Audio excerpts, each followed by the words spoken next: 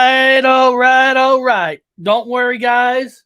Bob will be on in a few minutes. He actually has an internet issue, so he will be on. So don't worry, everybody. Don't worry. We're going to have the full team today. So what I see that Joey, Joey's excited for this one. Well, I'm sure you are, Joey. I'm sure you are. Gypsy Road talking ME thinks I found one labyrinth after watching it. Remember when you were talking about 2 deaths of Bowie? We'll email you to see what you think. Email it, baby. Email it. Because guys, we're gonna have some fun today. We're gonna talk about some timelines. We're gonna break down basically the Ed McMahon and the Nelson Mandela. And this is in no means to tell anybody that it's fake, it's not. But we're going to break down timelines because there's different kinds of what I've learned over the year, guys. And Bob, don't worry, Bob's going to be coming on. What I learned over the year, especially with the Mandela effect, it is one of the most, I don't know how to say it. It is one of the most weirdest communities out there. It's a very strange community. And what I mean by that is if you go to the paranormal community, not everybody, but everybody's like cool. They're on the same page. Bigfoot community, they're on the same page. UFO community, well, they're kind of on the same page. They don't like to talk to anybody. They stay behind the scenes. The UFO people don't talk to anybody. So, but the Mandela effect community, it's not one big connected community. It's not everybody's in together. There's like separations in different parts of the Mandela effect community. It's the most broken up community out there where not everybody's on the same page. And why is that? Right? Oh, I see Bigfoot. What's up, Bigfoot? How's it going, Connor? The Sinbad Shazam movie is proof of time traveling because CERN is bottling particles. You know what? I was never really into Sinbad. So if he had a movie or not, I really don't care about Sinbad. He was never he was never a comedy guy that I want to see his movies. So he could have made 3-5 movies. I would have never seen it. So that's why I never talk about Sinbad. To me, it's a wasted Mandela effect talk. It's a pure wasted garbage talk. So you're on the right path. You're on the right path. Well, what I'm talking about is, okay, Bob's coming. Don't worry. Bob's getting his computer ready. You know, like I said, he got in late. He's getting it ready. He's going to come on. And then I got some commercials from Publisher Clearinghouse. I got commercials from American publishers. And we're gonna develop a timeline together. And we're going to start with Ed McMahon. And then we'll go into Nelson Mandela. Okay.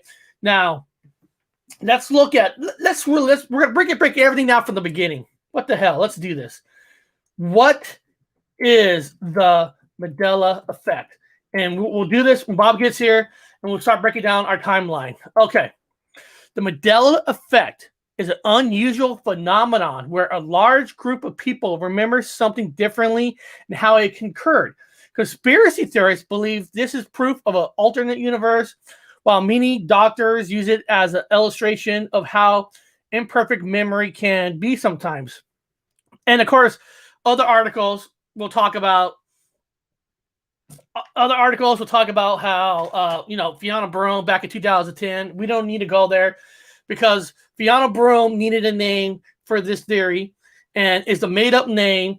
So we're not gonna go there. So okay, I'm here. No problem, Bob. I'm just we're gonna be breaking down timelines with Ed McMahon in a second. So guys, so first of all, you keep going. I'm gonna grab coffee. You got it. So first of all, guys, when you hear these reports, right, millions of people have the same memory. First of all, I really want to know. This is not shitting it down or not. How do we really know 1 million people have the same memory? Was there like a survey that really went out to millions of people? Do you remember Luke? No, I'm your father. Luke, I'm your father. I mean, seriously, I'm not shooting it down because I remember Luke, I'm your father, instead of no, I'm your father. But regardless, has anybody ever gotten a survey to ask you? So when you hear that 1 million people think this way, well, who's the 1 million people? Who's on that list? Who did that survey? Because I want to know, because I never did any survey. So I always hate that, well, 1 million people think this way. Well, you don't know that. That's just like fancy pants in writing.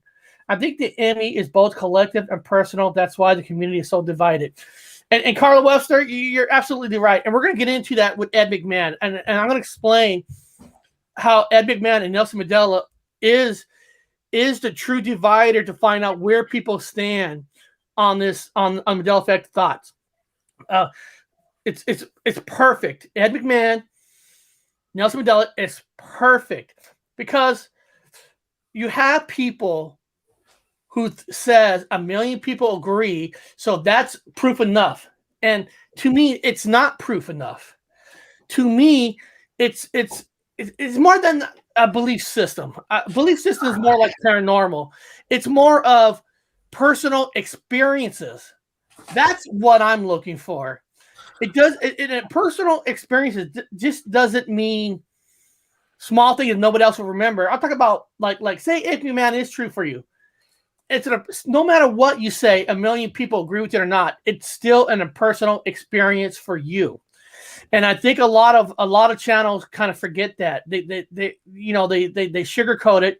They use it as a pop phenomenon culture, and they use the word millions and trying to force feed you to think a certain way. Maybe you shouldn't, because one of the things that's missing in the community, not all people, one thing that is missing in the community is honesty, flat out 100% honesty.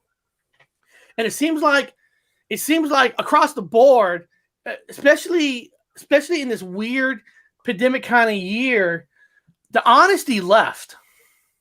Honesty's not there. When Bob explains simple things, guys, like example, but when Bob explains the Bible, he explains some personal changes for him. Okay. I never read the Bible. So I never once trying to say, oh yeah, I remember the lion laid with the lamb. I don't know what the fuck, who the lion laid with. I never read the Bible. Laid with a monkey. He could lay with the monkey. Lion laid with a monkey. No, because I never read it. But the problem is people cannot be honest. And that's what's killing the community is you got some people that are, but then you got this whole group on one side. They're about honesty. And those people I call baby truthers. They're nothing but fake frauds. And I'm going to explain how you can use Ed McMahon and Nelson Mandela on two separate. We're going to do a double feature here. We're going to do Ed McMahon first, but we're going to do a timeline first. And I'm going to explain how you can use these two to spot out the ones who you don't want in your community, get the frauds, get them out, because the community will never be taken seriously until these baby truthers are gone. They're just embarrassment. Nobody's ever going to take Bob seriously, scratching his beard. No, I beautiful hat. I was half asleep, man. I was watching that new zombie. I fell asleep during watching that Black Summer. Yeah, I seen the trailer. I haven't watched it yet. Oh fuck! I haven't watched it yet. It's supposed to be pretty good and dark. Zombie, man, it's pure action, like the way it used to be, like from the Walking Dead style. Like, but the zombies, they die and they run fast after you. It's kind of like you remember the one in England? 28 Days Later? 28 Days Later. It's that kind of zombie. But there's zombies, but like the American version of a zombie, but then 28 Days Later with the speed wise. So as soon as they die, they become rabid fucking sight. And they're like, the whole thing is chase. I'm definitely going to be checking out. And there's another new one that's not a zombie movie. There's I forgot the name of it. There's something that came out on Shudder that supposed to be a great horror spooky movie. Oh, this is The Walking Dead on steroids. It is. It's like, this is The Walking Dead. This is exactly. I've seen it. I just don't know when I want to watch it because I'm going to New York Wednesday night. Oh yeah, you get addicted fast. I don't want to. I don't want to start. Now there's a movie. Also, somebody recommended this movie, Bob. I haven't watched it yet. I actually posted the review on my Reddit page. It's called "The Dark and the Wicked," and it just debuted on the Shudder. And he's saying that this guy who's actually going to be coming on our show in the future. We've been talking. He's a horror guy. He'll be coming on our show in the future. But he was telling me that he hasn't been scared in a movie in a long time. There's parts of this movie that actually made him cringe. Now we all have different levels of cringing. We do. Yeah. But hey, I'll check it out. Yeah, I watched the first season. I never heard of this one, and then it came out before. I just binged the first. We went out to 8. That's why I didn't know you were on. I thought you were in New York. I was like, oh, I went out for fish and chips at the restaurants because everything's open, and so having a great time. Got back, put on the fucking Black Summer, and I'm watching zombies one after the other, binging. Then you call up. Dude, where you at? What do you mean where I'm at? Where are you at? How's New York? You're like, I'm not in New York. What? What are you talking about? No, we got a night flight. Flight Wednesday night, and it's so fucked up. They changed some the flight in Chicago to jump on another flight. Now we had a layover that was only like an hour and a half. Now our new layover is 4 hours. I don't understand, man, because I catch straight flights. Look. Connor says Dark and Wicked is a good one, Eric. Okay. Wow. Hey, I saw the review. It's supposed to be good. Like I said, Yeah. I hope everybody's saying right. It is cringe. It is scary. I'm gonna watch it. I'm probably gonna download it on my pad and watch on the plane. Yeah. So that's what I've been doing. I've been binge watching Black Summer in England. So it's out over here in England.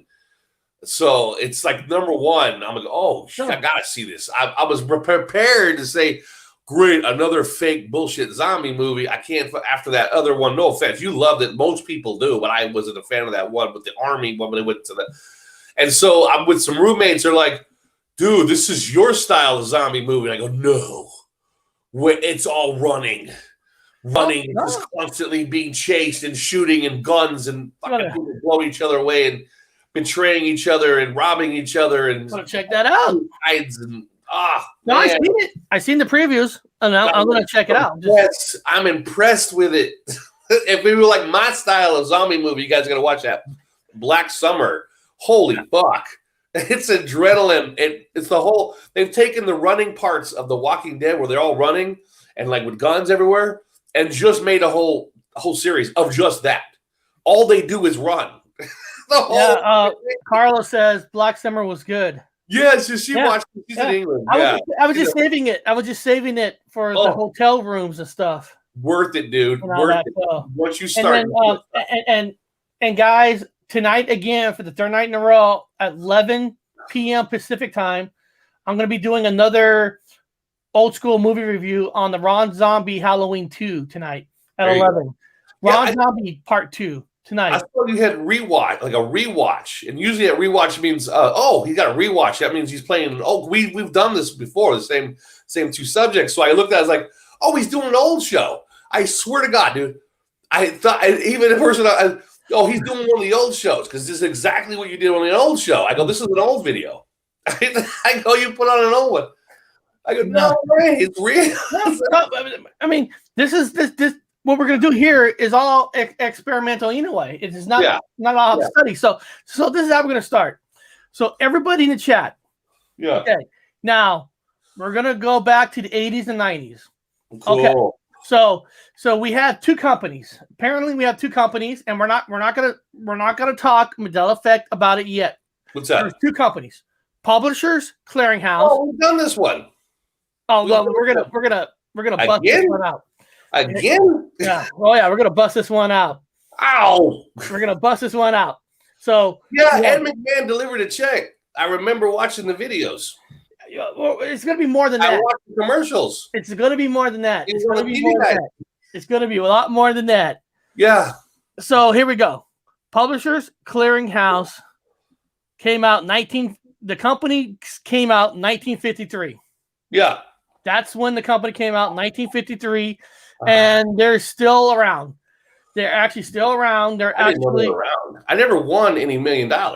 well. The thing is, they're still around. In 2018, Publisher Clearinghouse was actually they were always been hit with lawsuits because Yeah, they're talking about like nobody wins. The thing is, nobody won. The thing is, it's like Well, to only win a old prize. people. To win a prize, it's like 1 out of 6.2 billion chances. Where you have a chance to win a Powerball or multi-ball, whatever they call it, Powerball or multi-ball. You have a better chance of winning that than you do winning the Publisher Clearinghouse. It's like 1 out of 6.2 billion. Yeah, only old people. I remember watching it, and it was only, no offense to older people, senior citizens. I'm an older person. Only the senior citizens. I was like, how is it that he always goes to the door with senior citizens? Like, they always look surprised. Oh, and he's like, hi, Ed McMahon with a check. I'm like, why another senior citizen? Why is there any, like, some young college guy, like, in the middle of, like, pledge week going half drunk, going, I won? Shit, $1 million. Tax-free. I think it's tax-free. I don't know. I don't know if it's tax-free. I don't think it's tax-free. I think if you accept it, you have to pay the taxes. Oh, that sucks. That would be so. Basically, you won about 600,000, but then it puts you up on a different tax brackets. Yeah, here it is. According to the official rules, as of 2020, the odds of winning 5,000 a week is 1 out of 6.2 billion. To put that perspective, the world's population is 7.7 billion. So the world population is 7.7 billion, but to win it is 1 out of 6.2 billion. See, that's weird for me because when I went to the University of Washington and studied anthropology and have an advanced degree, it was 9 billion in climbing. So all of a sudden in 2016, they say 7 billion. I go, what? What happened to 3 billion people? 3 billion people disappeared. They became the lost tribe. Could be. I don't know. 3 billion people disappeared. Where the fuck did they go? Well, this company started out in 1953. Now, apparently the competition company, they came out in where is it here? Is it here? They came out in 1977. So basically they were what you call the new 77. There's a code right there, 77. Yeah, 1977. So that's when they came out, and then they went bankrupt or they fell under in basically 1998. So they went under. So apparently American Family Publishers, that's when they came out, 1977. And they were both almost the same style company. I mean, according to what I'm reading. Now, I can't tell you for a fact behind the scenes, but according. Now, according to this, according to this, when Ed McMahon joined them, this is where it gets kind of weird. Okay, because let me ask you this first. Yeah. Let me ask you guys all this first. Everybody in the chat. Never heard of this company. Remember that? I've never heard of this company before. This is brand new. Remember, I mean, you learned about it and you told me about it. I said, well, I don't remember no American fucking anything. Well, this is where it gets. This kind of gets fun. So like this, guys in the chat, when you guys remember commercials, doesn't matter who's it by. When you guys remember commercials, so Ed McMahon, doesn't matter. What do you remember Ed McMahon commercials being in the 80s or the 90s? I'm going to start with that first. 70s and 80s. For me, 70s and 80s. That's fine. Okay, Bob says 70s and 80s. So the rest of you, when do you guys remember Ed McMahon delivering checks? Is it 70s, 80s, 90s? Is it 70s, 80s? Or is it just 90s or 80s? What do you guys remember? There's no right or wrong in this answer right here. We're going to use this for our timeline. And if you don't remember, 80s. Then I guess you don't remember. Being from the UK, I have no idea. Oh, that's interesting. Yeah, they don't know the UK. So why was Bob? Was the commercials with publishers, Americans never in America, never in the UK? No, not in the UK. So a lot of UK people are like, yeah, they didn't remember this one at all. They don't remember this one. I mean, they didn't have that commercial here. I talk about Ed McMahon delivering the check, and they're like, who's Ed McMahon? He was with person. Well, Chocolate and Cheese says the 80s, and that's what I remember. For sure on that one. So let's just say I say 80s. He said 80s, and Bob says 70s, 80s. Now 70s, late 70s. Now late 70s, guys. I was probably too young to even care about what commercials on. You know, I was born in 73, so. Well, yeah, and I remember seeing it on our babysitter's television. Now, I remember we got a TV in the 80s, but it was an old wooden, big old tube TV. Okay. That's when you were old enough to start watching it. So before before we even say who McMahon is supposed to work for, says here, without opening envelopes, the host Ed McMahon was the original spokesperson for American publishers. This part doesn't matter at the moment. Yeah. From this starting in 1993. So what? So guys, this is what I'm bringing up. That's why I want to know what people remember. So people remember 80s. Now, technically, it says here that Ed McMahon didn't even start for one of these companies until 1993. So right off the bat, that's kind of weird. I went in the Navy in 93.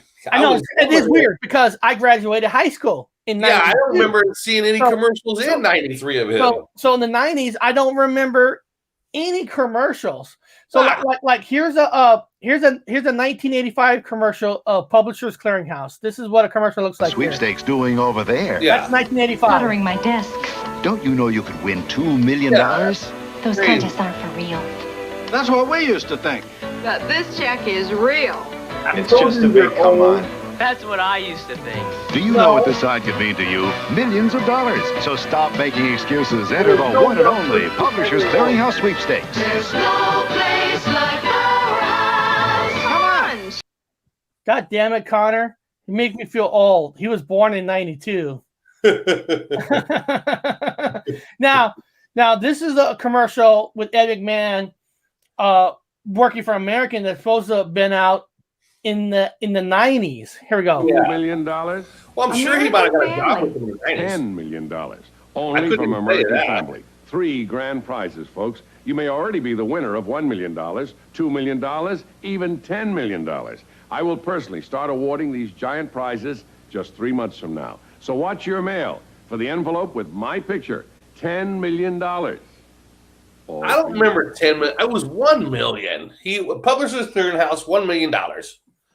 So he might have got a job in the 90s, dude, because I mean, I think you were gone. I was getting ready for the military, gone in 93. So I couldn't tell you who he worked for after that. He couldn't work for them. So I know that's the weirdest part in the beginning. In the first place is that his startup is in the 90s, and of course we remember commercials from the 80s. Yeah, 80s. So that's always been like the weird thing, number one. You know, and also, and what's weird is his co-host that they hired was Dick Clark. Yeah, I mean, and that's kind of weird in its own too, because nobody has ever talked about Dick Clark for any publishing companies. Yeah, no, not Dick Clark. Wait, what did Dick Clark did the dance show? You know, American Bandstand, right? Yeah, Dick Clark. American Bandstand. Or when you over here, Dick Clark, who co-hosted TV bloopers and practical jokes on NBC. Yeah. Ed McMahon was the host for Star Search, and of course we know he's the sidekick for Johnny Carson. And I think Dick Clark, of course, he's famous for the New York ball drops every year, New Year's. Yeah, he's a radio guy. Oh, he was the best, man. He had the top 10 list. Yeah. So he really started. Yeah, he really started that. Dick so Clark. I mean, right off the bat, it is strange that even if he worked for American or not, it's just weird reading that he started in the 90s, but we all remember the 80s. Do you remember Dick Clark? I remember it was in the early 90s. He was an old man at that point and kind of senile. And I remember he was abducted by his new wife. I remember he got married and had a new wife, young gal, and she abducted him. I remember it all over the news. I think it was in the Central Valley somewhere in California, and they were all hunting down Dick Clark. It was like his. Do you remember that? Let me see here. Hold on. He was abducted by his own wife, hiding him. She was hiding Dick Clark. Was Dick Clark hidden? Dick Clark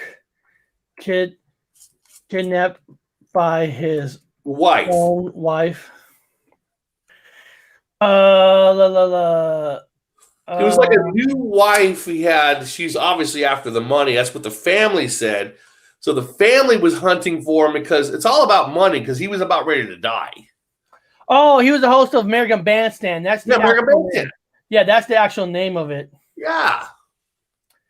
No, I don't really see. What? Oh, did that disappear? Wait, hold on. Let me see here. Dick Clark was the man behind the game show, blah, blah, blah. He died in April 2018 of a heart attack. When did he die? Hold on. Dick Clark was the man behind the pyramid, the New York Rocking Eve, born on September 1929 in Mount Vernon, New York, and Richard Augusta Waska Clark Jr. He died on April 18, 2012 of a heart attack following a medical procedure. He was survived by his third wife, Carrie Winton, who he married on July 7, 1977. Bullshit, dude. He died in the fucking 90s, man. Oh, no, he did not live till 2012. He was senile in the fucking 90s. I remember when the news, we were laughing about Dick Clark just got abducted by his young new wife. Dick Clark died April 18, 2012. He didn't die in 2012, dude.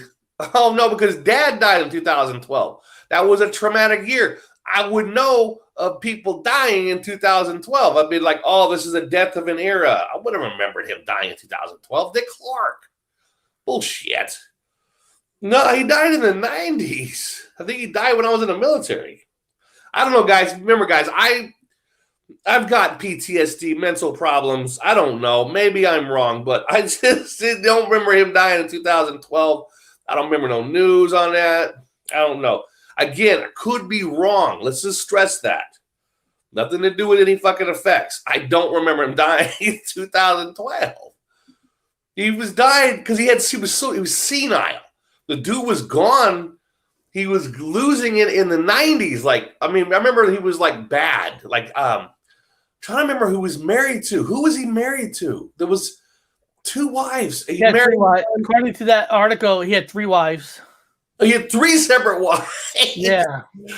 What was his wives? Let's identify his wives. I want to see this. Since we're going into it's the same. We're going into Ed McMahon, so we're gonna go deeper than Ed McMahon. Dick Clark.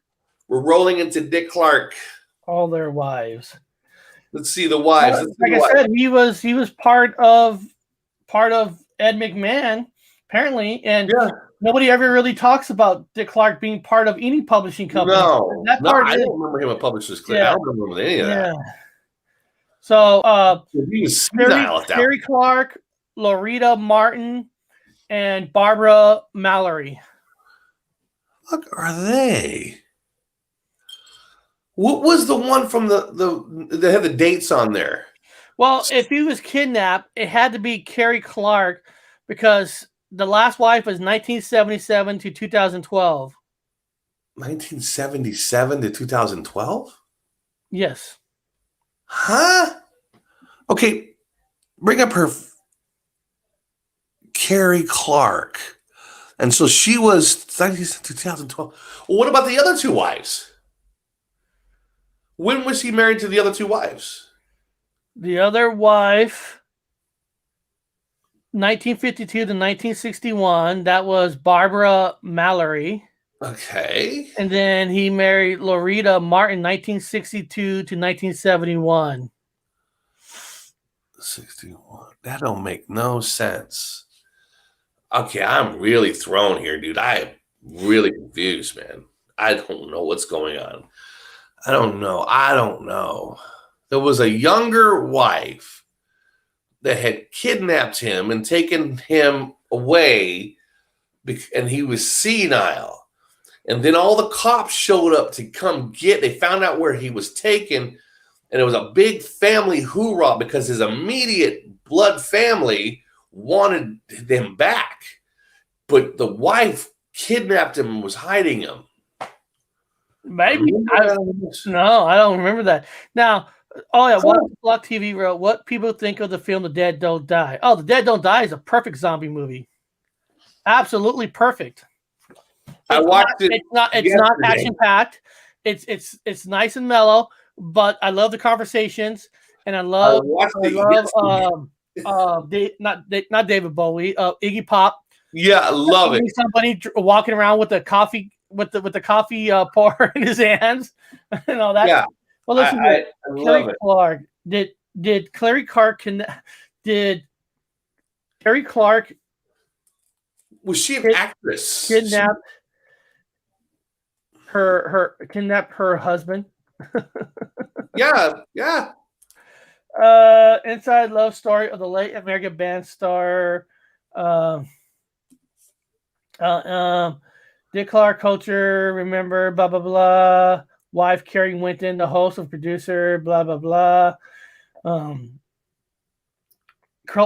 Nickname American, no, nothing about. Anybody, what timeline am I, where am I from? Where the fuck am I? That's why I feel crazy. I have a bad short-term memory problem. I have amnesia short-term. But my long term is solid. And I remember him, and I remember the news. I remember laughing about it, and Dad was laughing about it. But he had a younger wife. I don't know what this lady is. I don't know what's going on. I'm confused. I don't know. Yeah, they lived together for 7 years before they tied the knot. The pair were together for 35 until his death. If you want the Mandela effect, don't wish for something like this. You'll be like me. You look like a fucking crazy person. Don't, unless you find somebody else that remembers it like the way you do. And then half the time they're fucking lying, so you don't know who's who. You look like me, like an insane person. You're going to have Joey coming after you. Apúrate, cabrón. Go after him. I'm playing with Joey. I love Joey. Connor, I'm watching. It's so bad. I remember that. Researching again. Kidnapped by his wife. Okay. You're going to be insane like me.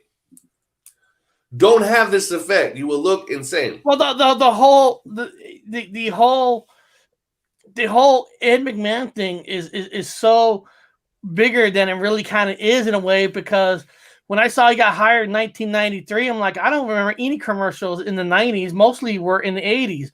But I mean, if you go, okay, so if you go with the 80s, let's say 85, 86. Now I'm trying to think of my own memory. Like, how old was I? Let's just say here. Do I have a pen? Here we go. Like Bob said, take a pen out, take a piece of paper out. Take a piece of paper. We're going to do some research here. We're going to do some research. Write it down. We're going to write this down. Okay. Now, we know that according to the records, Ed McMahon started in 1993. But we all remember commercials in the 80s. Hold on. Microphone. Fuck you. 19, so 193. So 193. That's 13. There you go. So 1 plus 9 is 10. Plus 3 is 13. So there's your fucking first. Here's your first. I call matrix code. Boom, 13. And then what was it? What's 1970? 1977 is when he actually started. What, Publishers Clearinghouse? Is that what the? See what you fucking started?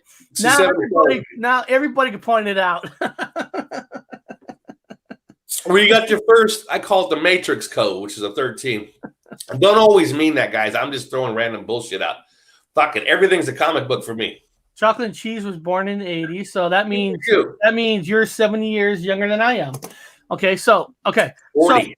So he worked for them in 1993, but the commercials, I would say 85, 86 were probably the strongest years. Yeah. When the commercials are in theory. So 80, I'll just say 86. So I'm trying to think. If I was born in 73, in 86, I would be 13 of age. There's your 13. 13 of age. And Bob would be, you're 2 years older than I am. Or is it 2 years or 3 years? Well, I'm born in 70. So we're talking about 86? I'll be 16. Okay, you'll be 16. Okay. Yeah. So now I was a man. Well, the thing is about this. This is great. This is the point I'm trying to get at here. Okay, so if the commercials, if we're all determining that the commercial came out in the 80s, you know, I'm 13 now. 16 is the better age of 13 of really remembering the commercials, concentrating on the commercials. I don't necessarily remember like all the commercials, but I remember getting the publishers in the mail because it was kind of fun getting in the mail because there were like stickers. You stick them here, you stick them there, and you always think you're going to get free magazines, right? Yeah. You're going to get free magazines. So it was always that. It was the fun of just filling it out. It wasn't. I honestly, I don't care. I don't remember ever seeing a picture of Ed McMahon on any envelope. Now, one thing is now apparently both companies were there in the 80s, apparently, according to timeline.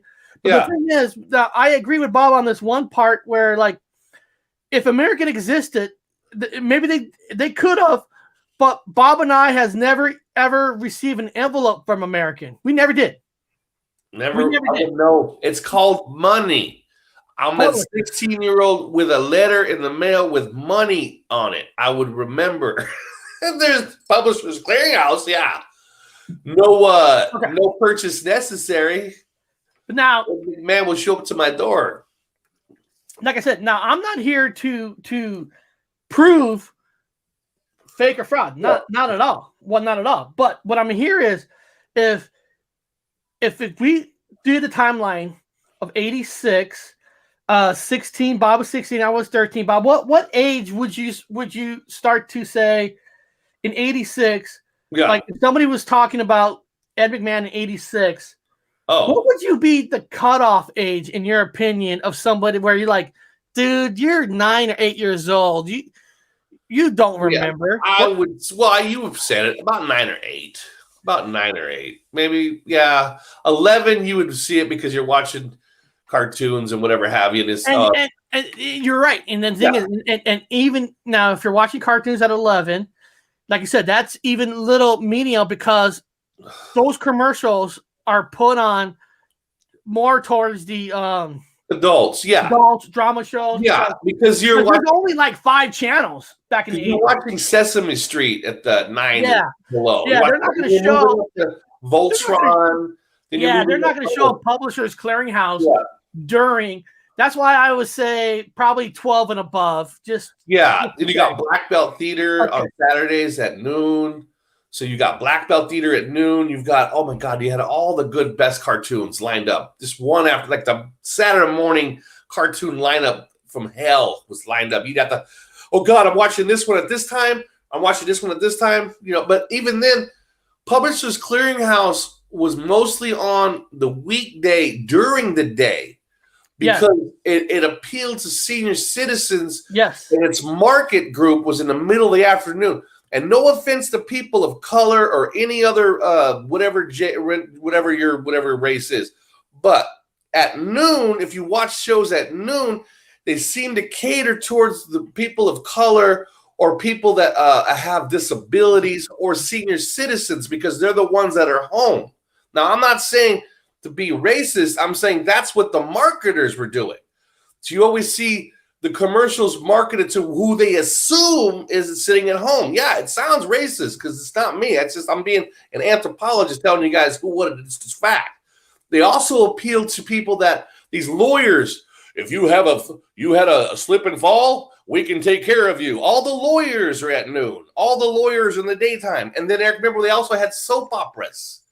Yes. So they had all the soap operas. And the soap operas catered to all the housewives. The housewives doing the fucking everybody was stereotyped. So the housewives are also at noon with the soap operas. So after the soap opera show would be a fucking Ed McMahon delivering a check to the senior citizens because they're the ones watching soap opera. And they're the ones who are going to buy the product. Yeah. And the majority of them are dead. So you're going to ask them about Ed McMahon? They're dead. There's nobody to ask. You had to have been a kid to remember that. Giving it the benefit of the doubt of an age, I would say if you're born from 1975 and up, this kind of a memory, you just can't have. You just can't have it. No. You just can't have it. And it's you just can't have it because now, I'm not talking about stuff like Bob Monopoly Guy because that's a game that goes on forever. We're talking about something that's a commercial that doesn't go on forever. It's a program. Somebody young can't have it.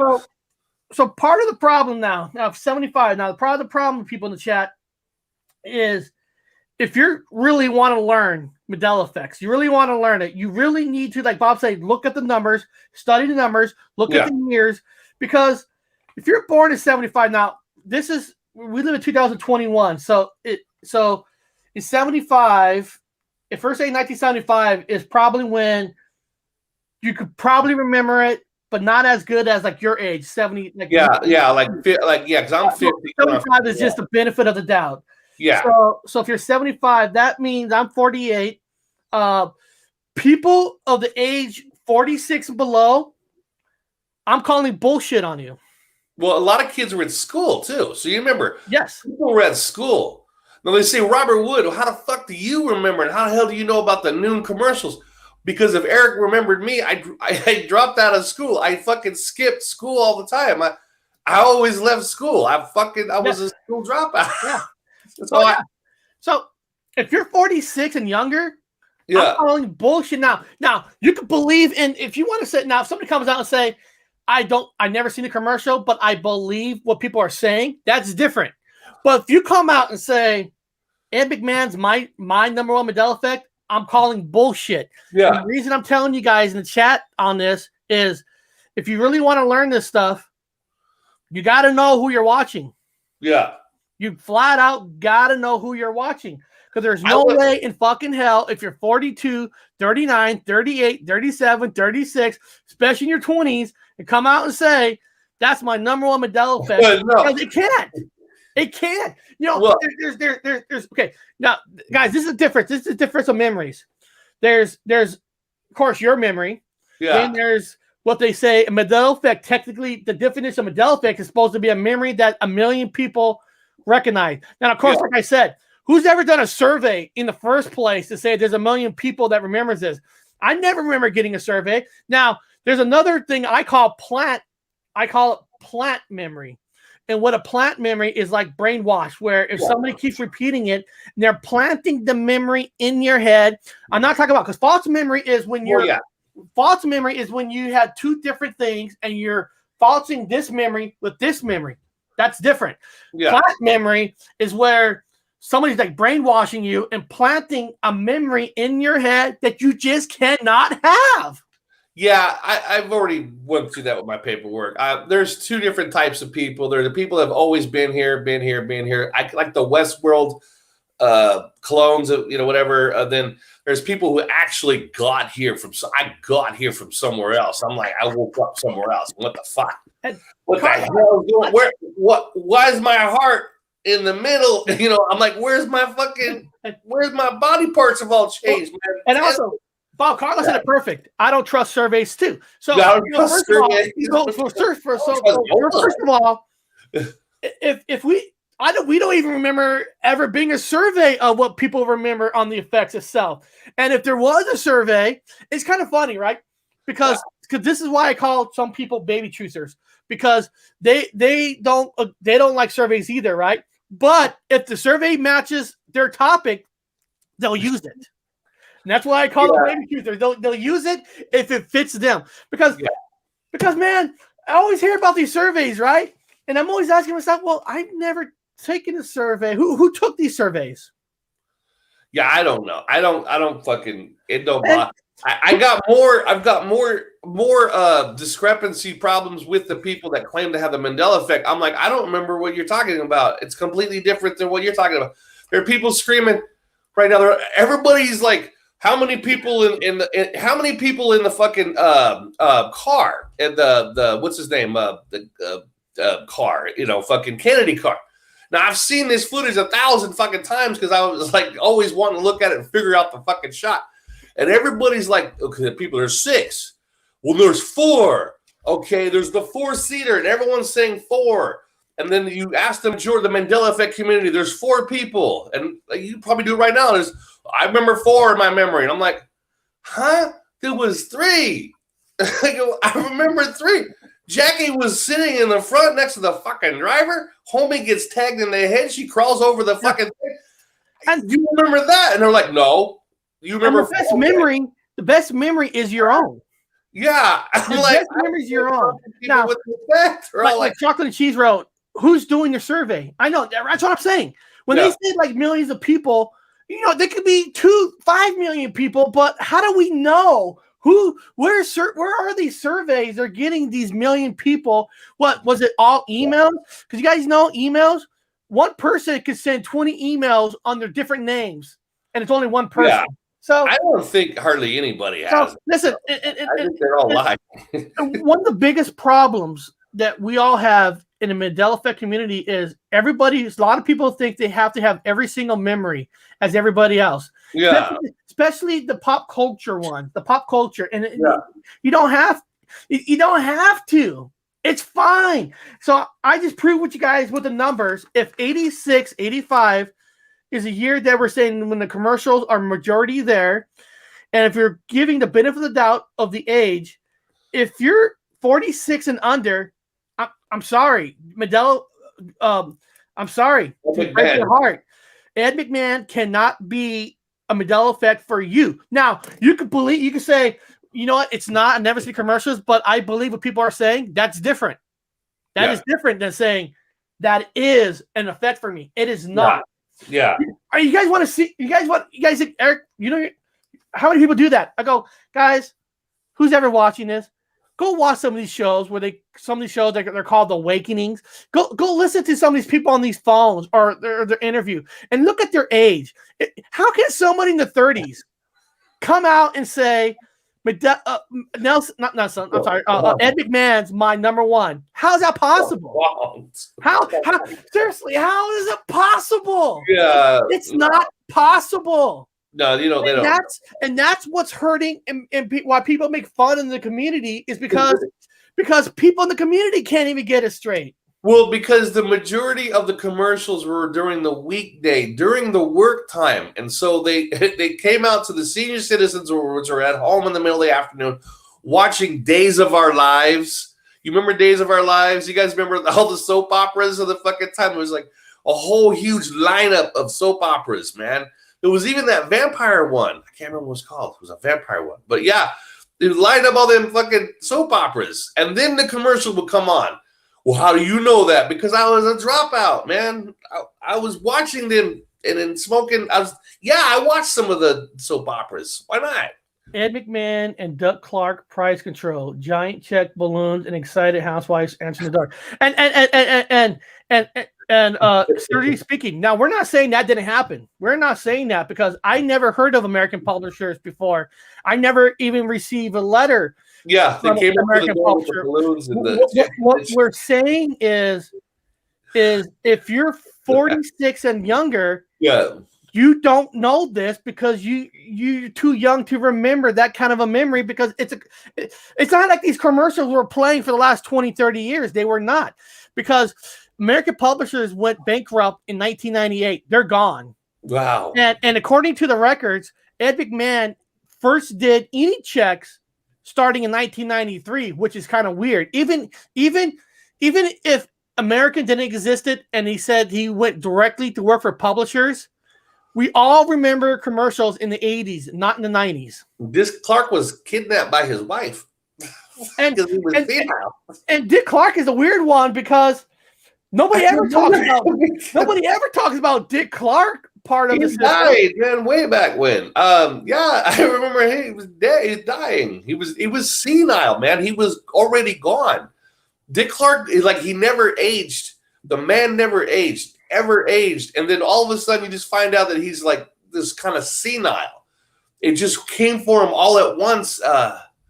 It was around the 90s, early 90s. He was gone. He was senile. And he had a young wife, man. I can't believe it. I don't know who that lady is. I remember that he had a wife that was an actress and younger. It was weird because she's a younger actress who married old Dick Clark. And old Dick Clark was senile. What is this? Bigfoot, a Carner. Even people 30 say Mandela is their main. Not possible. That's my point, Connor. That's my point. Yeah, it cannot be.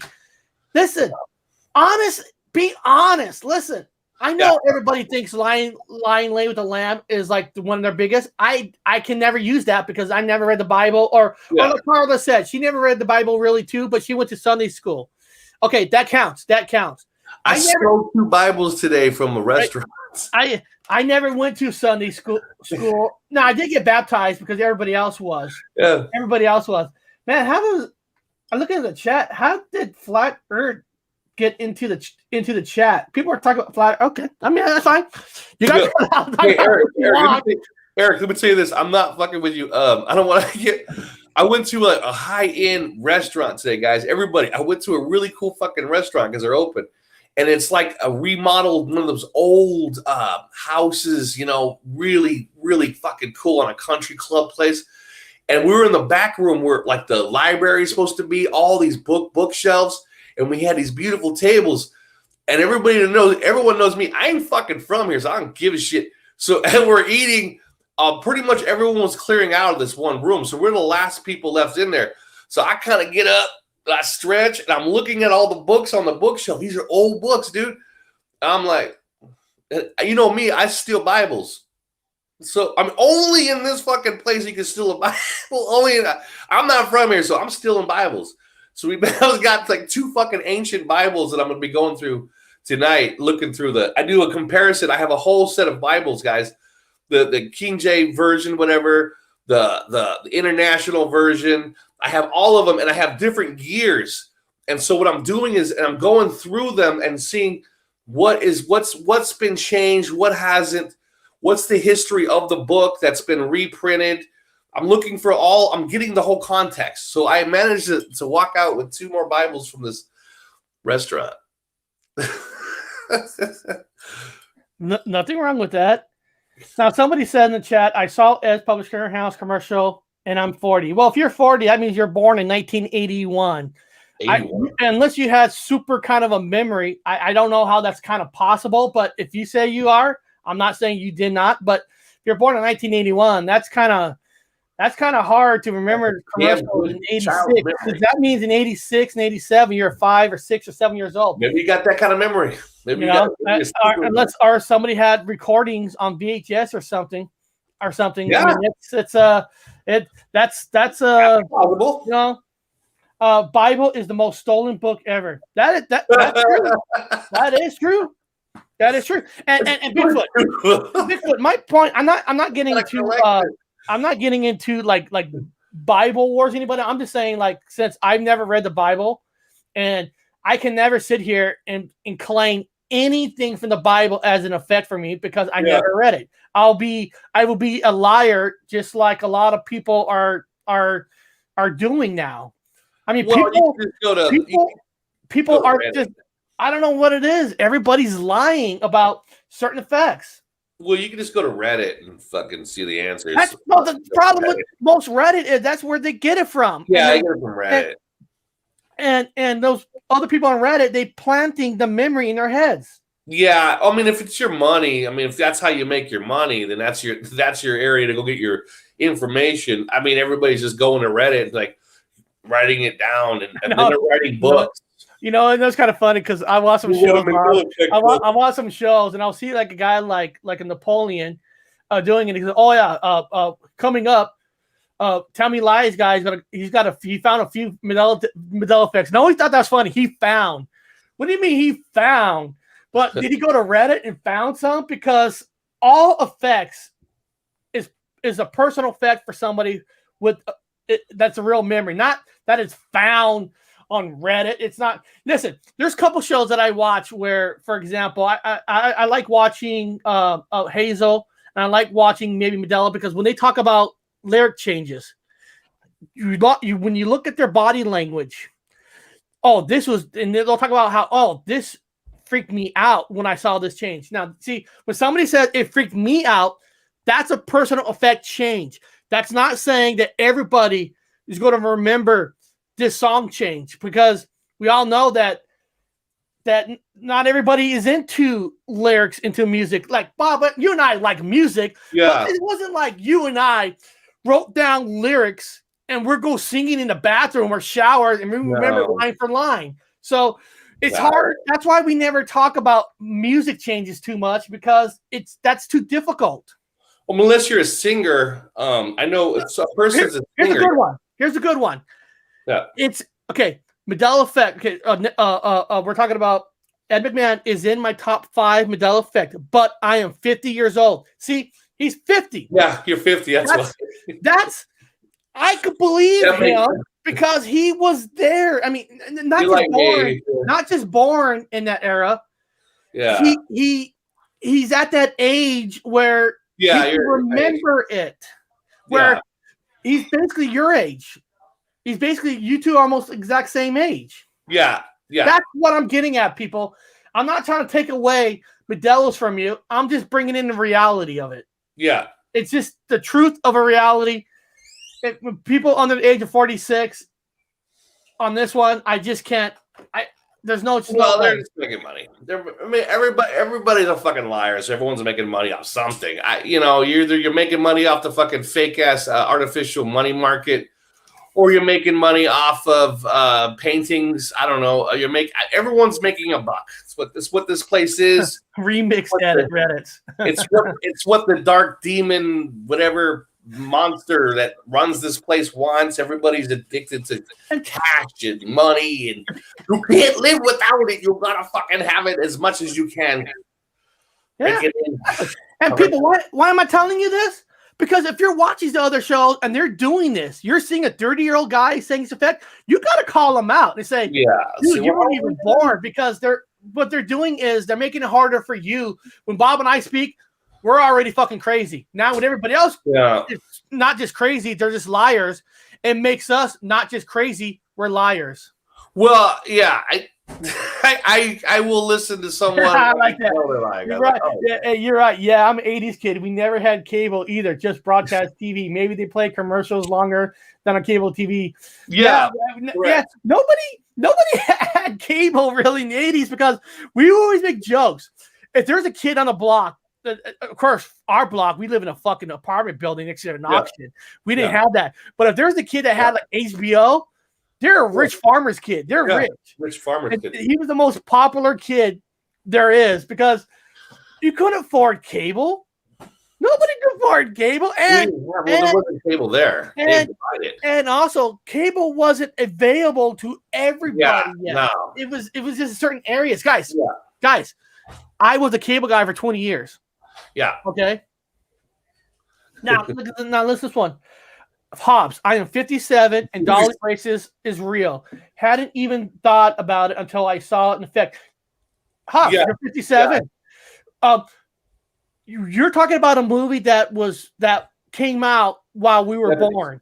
And I remember watching Roger Moore, because he was Bob. We talked about this before. Roger Moore was my James Bond, because he was a James Bond in my era. That's Bob was in the crosshair. Bob was at the Sean Connery. He was on the last part of the Sean Connery into Roger Moore. So Bob got to, really experience Sean Connery first. My first James Bond that I watched was Roger Moore. But because of the old record discs. Yeah, record discs. We got like a couple Sean Connery's Goldfinger, I think, whatever it was. Yeah, all of them. Miss Moneypenny. I take a vodka martini, shaken, not stirred. Yeah. So I love that. Like I said, in Dolly. Now Dolly wasn't. Remember, Moonraker wasn't even Roger Moore's first No. Bond movie. I think that was the second and third one. Yeah. Let me look it up. Let me see. Let me look it up. Yeah. Timeline for Roger Moore, James Bond. Yes. Octopussy, yes. I remember that. All the old dirty derogatory names. You always had like the half naked chicks. They're like, and he's always with the black and white silhouette at the beginning, with the bullet, with the it's the barrel of the gun. It's been called rifles. It's got a spin in the barrel of the gun, and it moves as Sean Connery's in the middle of the yeah. And you got all the hot chicks that were dancing around. Good old spy stuff, man. When spy stuff was sexist, I like it. I'm a sexist, I think. Okay, so let me see here. 1973 is Roger Moore. That's when his first one was Live and Let Die. I was born in 73. The Man with the Golden Gun, 74. The Spy Who Loved Me, 1977. And then Moonraker was 1979. You know how many lines he dropped in that video? He also in this movie, guys, in Moonraker, go back. If those of you that want like to think like I do, which is you're be mentally ill if you do, but you want to go back and watch Moonraker because he throws a bad guy down into a elevator shaft.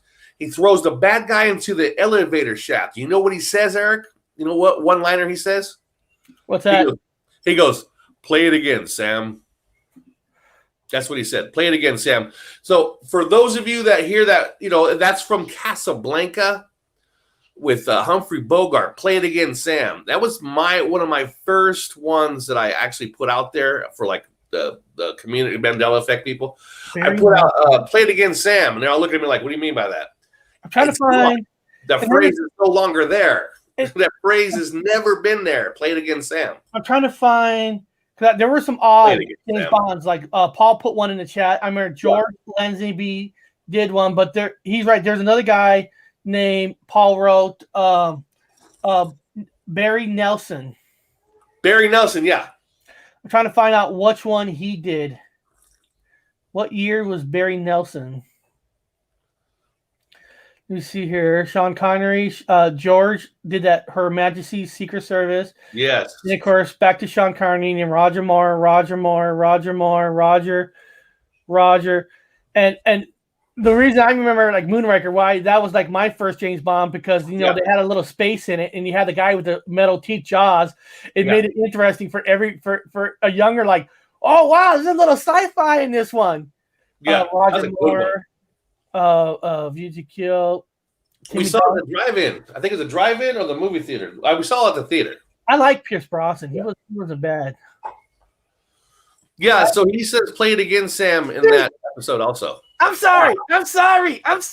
This is the reason why I can never get into Daniel Craig. When I first saw that scene when he comes out of the ocean, he looks like a fucking a hobbit with his ears. He looks like he should be in a boy band. Look at his ears. I'm sorry, guys. That bothered me.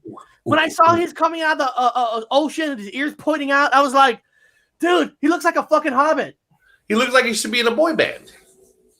Like he's the lead singer. He's just right now. He's gonna start fucking doing it. He's gonna start breaking down, and start doing the dance. The 50s, but not sure. Well, let me type it in. What year did Nelson?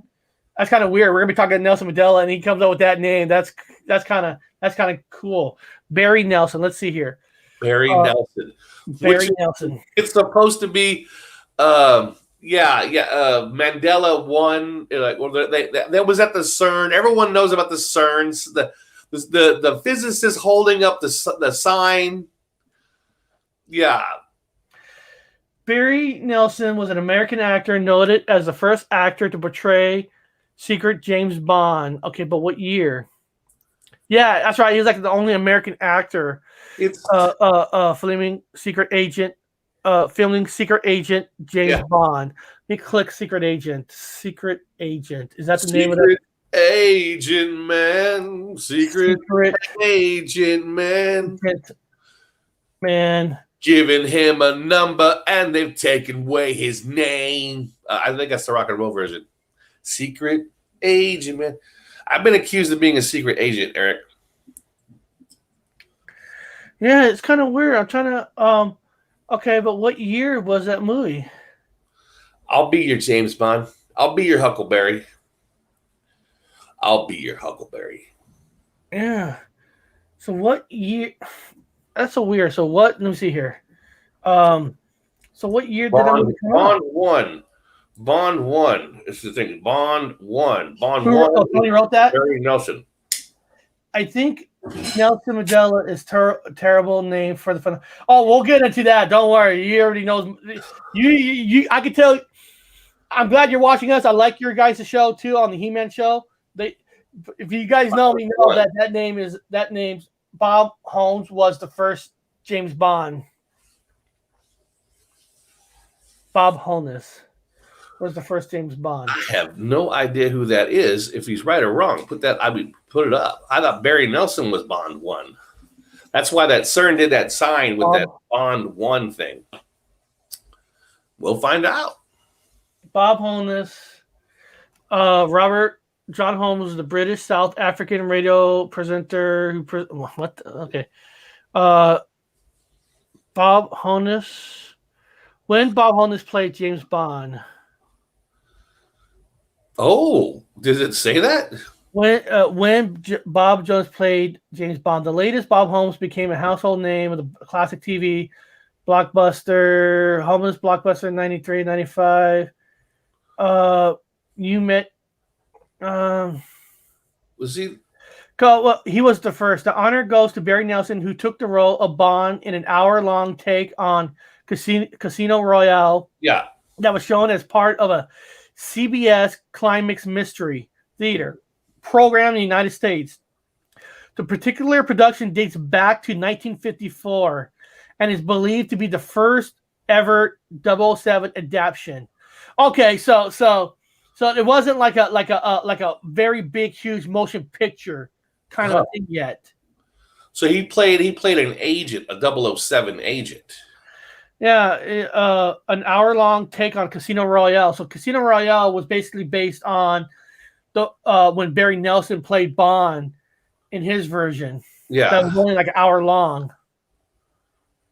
And this guy, I've never heard of this guy. Me either. Look at him.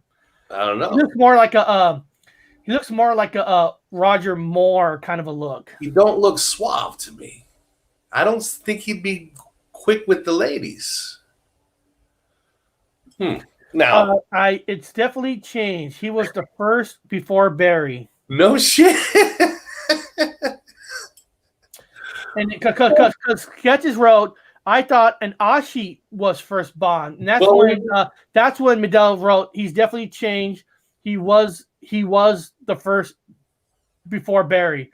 So even before Barry, some Aussie guy. Wow. Okay, remember, guys, I'm learning. This is all new for me. Please Google a picture of Huckleberry from Mountain Monsters. Huckleberry. I'll be your Huckleberry. Huckleberry Finn? But this guy, huh? That's weird. Why is he in front of that weird? Was he a video game host after that? He must have became a game host. Okay, so he wants me to look at an image. But I can say that all the James Bonds are more feminine. They were not that feminine. They run a little bit light in the loafers. I don't know if you guys noticed that. Now, I've noticed that because I'm a big fan, and the dudes always had that solid step, and they always played that classic British gentleman, British gentleman kind of that. No. But they were confident. But now they're a little more light steps. I think Connor's saying you look like him. Oh. I'm thinking. Hey, Connor, I gotta tell you something. Bob knows this. Monster Hunter is my guilty pleasure. I like watching these fucking hillbillies. I like watching these hillbillies run behind the forest with guns and stuff, and like they're ready to shoot and kill right off the bat. I don't know how real the show is. We'll eat him. but I just love these hillbillies just hunting animals, and they had like those two crazy fucks building the cages. I mean, it's such an entertainment. I was in the Special Forces Army building a cage. Some stupid. I can't. I tried a little bit. They're funny. They're funny. I mean, you can't take it seriously. It's just funny that.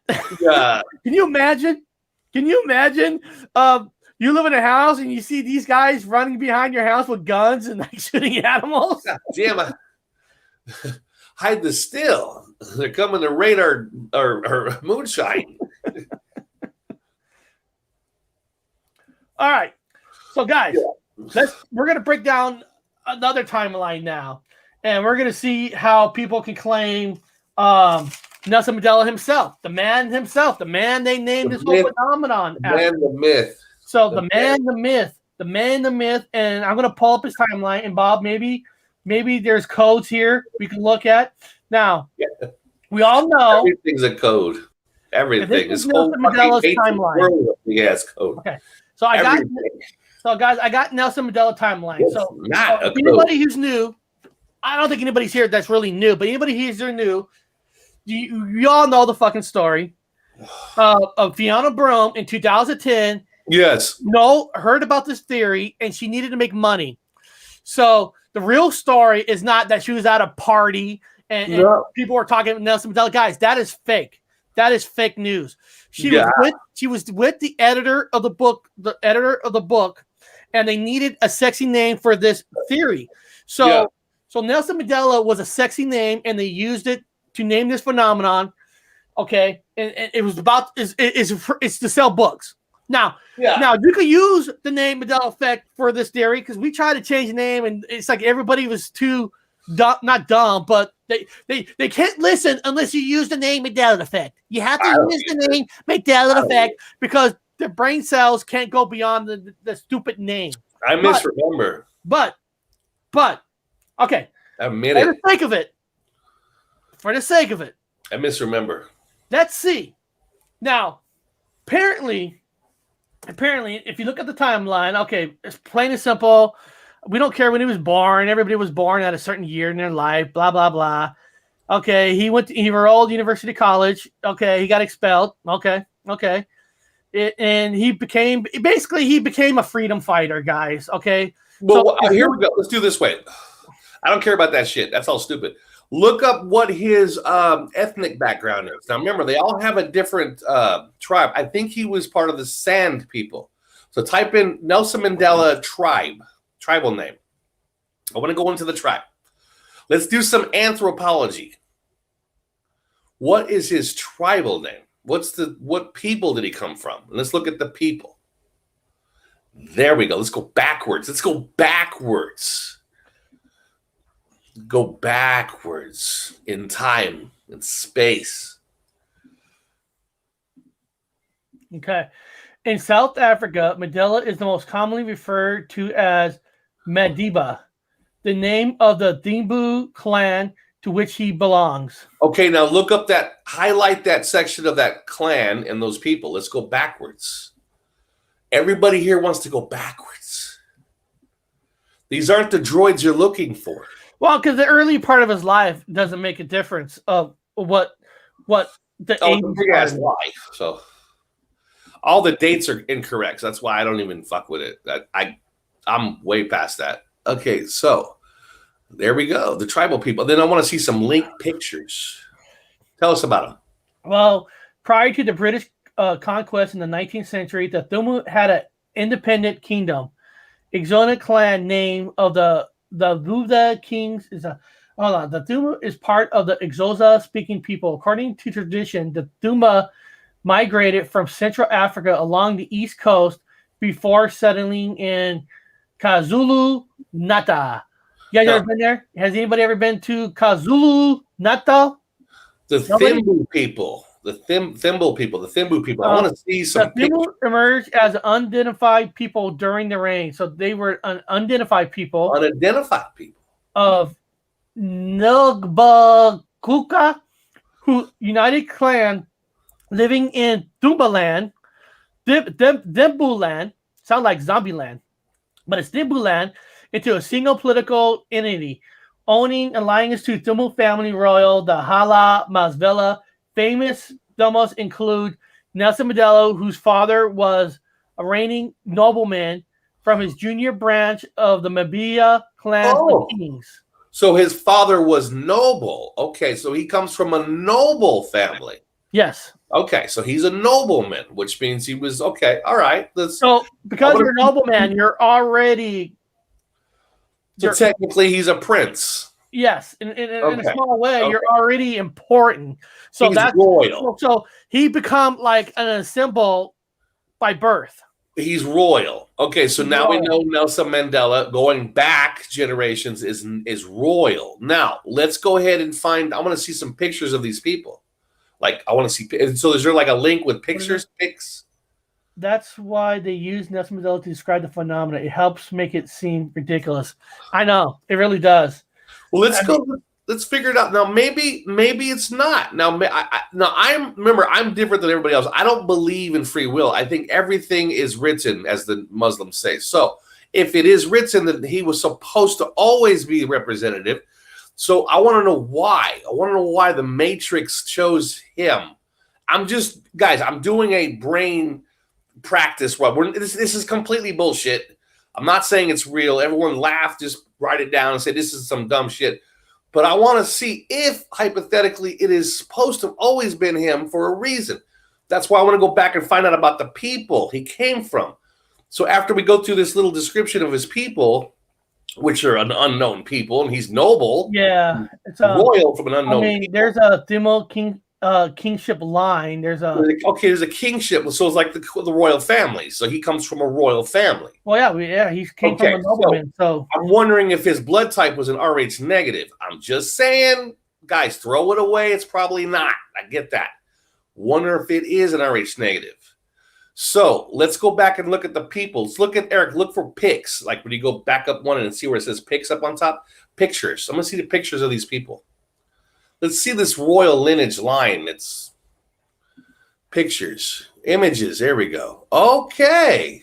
Let's see what we got going on here. That's Nelson Mandela. There he is, royal line, wearing his prince fucking stuff. We got all kinds of. Let's look at these people. Ooh, they look royal. Yeah, I mean, if you really look at them, let me see here. Let me see if I can make that picture bigger. Now that's obviously the 60s. Now, I'm going to tell you right now, that's a haircut you get down at the store. But, yeah, he's wearing the beads. I mean, his storyline is almost like the storyline of, I know it's fictional, but if you think about Robin Hood, right? Robin Hood is from a noble family. The family got murdered. Robin Hood goes to prison, gets out. But even though his parents' land got taken away and all that, but he was still considered a prince. So he was still important, regardless of losing his land. No matter what, the people think you're royal in a lot of ways. That allows you to marry into royal because you are royal. So people were still listening to him because he's royal and he comes from a royal lineage line. So these are the people. Is this the name of the people? Okay. I mean, I don't know. They're just putting pictures on here, but I mean, it's hard to say. It's hard to say. Tribe in South Africa. Here's when Nelson Mandela was wearing. Yeah, he's wearing the. Yeah, he was a king then, so he was technically a king. So he's a royal line that the British put into prison. Because he's royal, they use Nelson Mandela effect. Peoples. I call it the submarine me. Paul wrote they use Nelson Mandela because of the Mandela effect. I call it the submarine me. Oh yeah, Sumerian me. Okay. Me. Yeah. Well, okay. Well, he's royal, so I mean, he's not just some schmuck sitting around. Now, to me, he had tuberculosis and fucking died, but. If he's an Rh negative and he's a royal and I don't know what the fuck's going on, he might not have ushered him out for another purpose. But, I don't care about that shit. I'm way past that. But what's important is the fact that he's royal. if he comes from a royal line, that means he had an Rh negative blood type. Yeah. So when he went to prison for his people, the reason he was an important person because he's royal. Yeah. He comes from a royal line because the year that they say that he died, and this is off several reports of whatever people want to believe, supposedly happened in the year 1983. Okay. Now, 1983, and part of the reason maybe that year, because 1982 is when, on March 31st, Mandela, Susie Raymond, Mahal Andrew later are sent to prison. So he was sent to prison. Yeah. The next timeline doesn't happen until 1985. Rejects to his daughter, release him, was renounced. Now he had surgeries before of a bladder, whatever. Yeah, never heard of that. Yeah. Now there was one of the reasons where a story came out that he died was because the story goes, like I said, I did my own research that there was a story that actually did come out that he died because there was people trying to kill him while he was in prison. So there was a story that actually came out on locally, but somehow a small little news channel did get out and broadcast it. But that's probably the news that a lot of people saw. But that news was also afterwards, you don't have to believe this or not. This part's up to you. Was pronounced wrong on purpose. They did that to protect his life in prison. But beyond that, that's supposed to happen in 1983. So again, in 1983, I was born in 73. So that means I was 10 years old.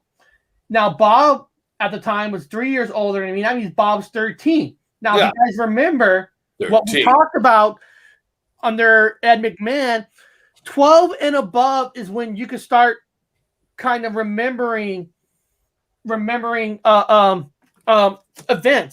And now why this is so important is you guys got to remember, if the story came out in 1983 that he died, Nelson Mandela, even though he was a Prince family, it's not a news story they're going to play every single year. It just ain't going to happen. Most presidents who die don't get talked about every single year, unless you're like Elvis. He gets talked about every year on his birthday. But beyond that, if let me see. So you're 13 years old, and Bob, what year were you born? 1970 October. You're born 1970. I was born in 1973. I was 10, and like I'm going to give a shit about. No offense to other countries. At 10 years old, like I give a fuck about other countries. All right, they're not even learning that kind of stuff yet in school until you're 13 and 12 in junior high school. So I would say, benefit of the doubt between 73 and 70. Let's just say, give everybody the benefit of the doubt. 1972. So anybody who's born 1973 above cannot ever say and use Nelson Mandela as an effect for them. Because there's no fucking way that you could remember that if you're born 72 above. There's no fucking way. Yeah. Now people say, well, Eric, what about the residue of George Bush? George Bush can say fucking 20,000 things. You can't plant a memory in your head. You either seen it or you haven't. Well, I've seen it. If you haven't seen it, then you doesn't give a fuck what George Bush says. Now, Bob was 13.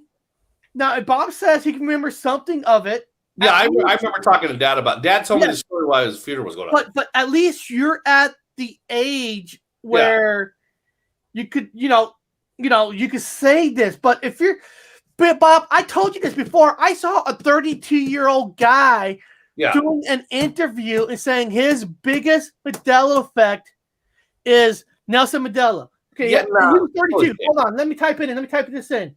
What year did he die? Year were you born when you're 32? Let's see. Yeah. See here. What year? Let me hear.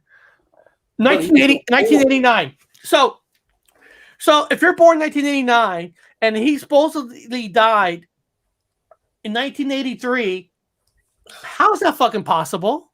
And how the fuck is he a royal and not? I didn't know he's a royal back then. When did this royalty come out? I don't remember him having no royalty. So that's another new one for me. Yeah. And I'm not trying to disprove. Guys, and Bob, I'm not disproving that he didn't die. I'm not disproving. Yeah, I'm just disproving that you cannot have that memory. Yeah, I don't care. Guys, when you see shows, people saying this, you got to call these people out. Yeah, because they're embarrassing the community. Yeah, I'm not in no community. They can embarrass the shit out of me. I'm not part of anybody's group, so I don't. Well, Bob, the reason you and I do it on my own. Well, the honest truth is the reason you and I get picked on, and we don't give a fuck who picks on us. But the reason I certain channels like to pick on us because they pick on us because Bob, they're afraid because we're telling the truth and they're not. Well, I don't care. It don't matter anyway. I'm not going to make no money off this. There's no fucking trophy, so I can give a shit what anybody says or fucking does. I don't care. But what I can tell you is I don't remember him being royal ever in my research for royalty. Oh, they never talked about it. Remember, he didn't even get popular until he became prime minister because he was the first person besides a British person being assigned to prime minister for his own people. So of course, once he became prime minister, that's when the popularity came. You know, and not just because we found out that now he's from a noble family. It's because he's the first of his people to become prime minister. That's a big deal. It's part of the agenda. It's part of the whole people of colors agenda to move everybody up a step. That's fine if that's what you want. Bob, your TARDIS is falling down. Damn it! TARDIS is falling down. It's now a smaller square. But yeah, I don't remember him being royal. I don't remember any of that shit. I remember the story was that he was a guerrilla. Okay, he's a guerrilla, and he was burning the fields of what used to were Dutch. They were descendants from the Dutch. They had these large house plantations, and he was burning. His people were burning the houses down with families and children still inside. So the race war was actually the blacks against the whites in Africa at that time, and then much later they fought back, and there was a big race war going on for property, you know, that South Africa's and whatever. And then you had apartheid moving down the line. So I see him as being moved to the forefront as a royal to become the presidente as a part of the whole movement, like how now we've got Bruce Jenner wanting to become fucking mayor of California. It's all one big push. It's all part of the program. I mean, it is. I'm not being racist. I'm just telling you, I'm being observant as a non-biased anthropologist, telling you guys you could see the agenda being pushed forward for what they want to happen, whoever they are, whatever this matrix, whatever this comic book wants to happen. It's going to happen that way, or it's attempting to happen that way. He was from a royal line. Now we know it's all new. And he was presidente. And then he dies a martyr. And then now he's to be looked at with like, oh, you know. I mean, I still remember the songs. Free Nelson Mandela. There was like all these songs. Free Nelson Mandela. And the motherfucker dies of tuberculosis in prison. Next thing you know, he's being ushered out in the 90s and then pushed into the fucking light. Then he becomes the presidente later. Now, I want to say, I like what Hobbes wrote. It's hard to discount the memories of younger people regarding movies because parents pass on their interest in movies and videos to their kids. Now, movies are a little different because movies, you know, they're on a tape and you can watch them at any time. So, like you know, Bob and I talked about for our personal effect for ourselves, we talked about Meatballs, right? Meatballs. Now, we had a videotape. We watched Meatballs, and we found out that Bill Murray's now wearing a red shirt, number 13, during the Wiener Dog. Those are like on a tape. Now, we're talking about special events that they're only going to be seen once. You know, Ed McMahon is a commercial that only been seen once in the 80s, not like one time on TV, but during the 80s. Yeah. So we're not talking about like necessary music or movies because Bob and I technically on a movie, Bob and I could watch the original Frankenstein 1950 or 1960, and then the next day we watch it again. Something has changed. That's on a tape. That's not on a single event that has happened on this planet. Like Elvis dying once or twice, David Bowie dying twice. Those aren't events. That's not. Yeah. David Bowie's not dying every single year, or maybe he is. I don't know it. So I agree with you, Hobbs, on that. Movies, like I said, movies are different. And the thing is, I love hearing Bob's effects on movies because I know that Bob and we didn't get to go to Disneyland like other kids. We watched movies. That was our Disneyland. So we have pretty good memories of what the original story plot was. Yeah. And when we watch it again, it's not something we have to make up. Now, I'm not going to sit here. I'm not going to win awards. Yeah, so. and we're not going to sit here and keep saying fucking Forrest Gump over and over again. And the thing is, this is what's sad. You and I brought up, this is sad. You and I brought up Meatballs, right? Yes. About the red shirt. And then what happens is, that's a personal effect. That's the one I found, the personal effect for me. Yeah. He always wore Hawaii shirts in the whole movie. Yeah. This is the problem, people. And then you get the baby truthers. The baby truthers like, whoa, hold on. Eric and Bob cannot have a personal effect on a movie. Hey, and then they'll come out. I don't know who are they. I don't have no they problems. I don't know who they are. Okay. I don't fucking watch anybody, so I don't know who they are. I don't get mad at nobody. I've seen a few people, and they'll come out and they'll say, fuck them. They'll say, where's your residue? Where's your residue? And I'm going to tell you guys something. You can fucking take your residue and shove it up. You can shove up your residue up your ass. Where's your residue? We can find residue for proof for everything, and we can find residue that's not proof for everything. It's a personal effect. I'm going to look for residue plane flies on poop. Hold on. I'm going to look for, you keep talking, I'm going to look for residue on planes that fly on poop. Okay, yeah. Oh, Bob, that's another fucking one. What's that? When the hell people in the Mandela effect community all start becoming airplane mechanics? They all know the shapes. Now, listen, you worked at a museum of flight. Yeah. Museum of flight for over 5 to 8 years. 10, I don't know exactly how many years, but you worked there for a lot of fucking years. Yeah. At a museum of flight with planes. And right off the bat, you didn't come out and say changes until later on you start seeing changes on planes. Well, yeah, now, in 2016. These baby truthers come out. Did you see the size of that fucking engine? Yeah. What? When did you start fucking parking your vehicle underneath the airport and start seeing planes and changes? Give me a fucking break. Most of you fuckers don't know anything about planes. You never looked at planes. Bob worked on the plane at a fucking museum. Yeah.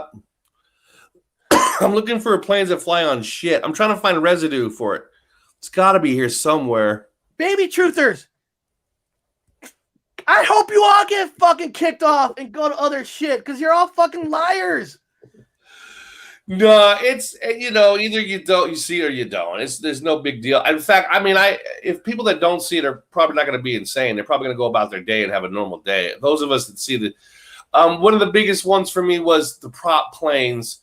There was Alaskan Airlines. Believe me, it's Alaskan Airlines, not Alaska. Alaskan Airlines had a couple of small props, Eric, that landed from the airport I worked at and went propped over to the islands, like Friday, Harbor, all the little, in the Puget Sound, all the small islands, small hoppers. All of a sudden they have a whole fleet of fucking prop planes. And I'm like, when the fuck did they fly prop planes as a commercial? They used to a long time ago. And then all of a sudden the engines change. What's our friend talking about? Our friend Criminal, he was on our channel. He was on our show like 3 weeks or a month ago, maybe. Yeah.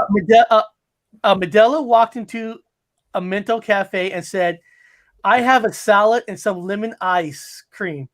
the waitress said, "We don't have lemon ice cream." What the?